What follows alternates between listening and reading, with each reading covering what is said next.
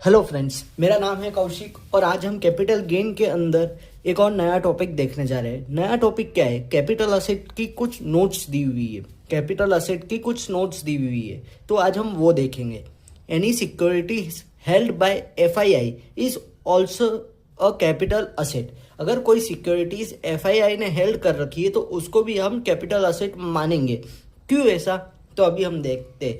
पहले तो एफआईआई होता क्या है? एफआईआई मतलब एक ऐसा लोग जिनका काम क्या है कि बाय और सेल करना सिक्योरिटी को। तो ये तो अगर वो बाय और सेल करेंगे तो वो तो स्टॉक इन ट्रेड हुआ उनके लिए, पर वो क्यों कैपिटल असेट के अंदर लिया? तो वो अभी हम यहाँ पे देखते हैं। Why capital gain not PGBP? PGBP में क्यों नहीं गई ये चीज? Because in case of foreign company rate is 35%। Foreign company के केस में रेट 35% होता है। सो टू गिव प्रोत्साहन टू एफआईआई, प्रोत्साहन देने के लिए, बढ़ावा देने के लिए उन लोगों को हमने कैपिटल असेट की डेफिनेशन में माना है और कैपिटल गेन हेड के अंदर टैक्सेबल किया है। क्यों कैपिटल गेन हेड के अंदर टैक्सेबल किया है? क्योंकि कैपिटल गेन हेड के अंदर रेट्स कम है।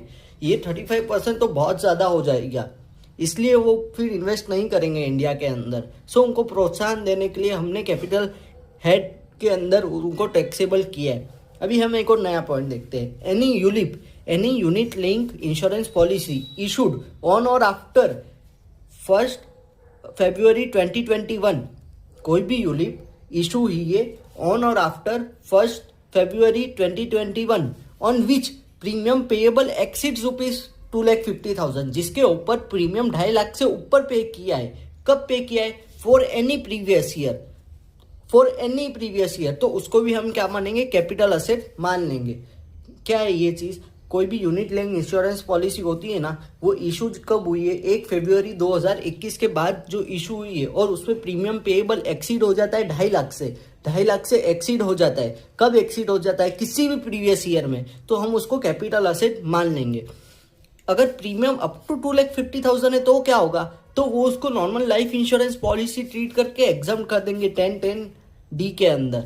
ये वाले टॉपिक को हम आगे जाके और डिटेल में देखेंगे। अभी हमने देखा, अभी एक और नया टॉपिक देखते हैं। Rural agriculture land in India. हमने देखा था कि rural agriculture land in India होता है तो उसको हम कैपिटल असेट नहीं मानते, उसको हम कैपिटल असेट नहीं मानते। तो हम उसके और थोड़ा आगे डीप में उतरते हैं।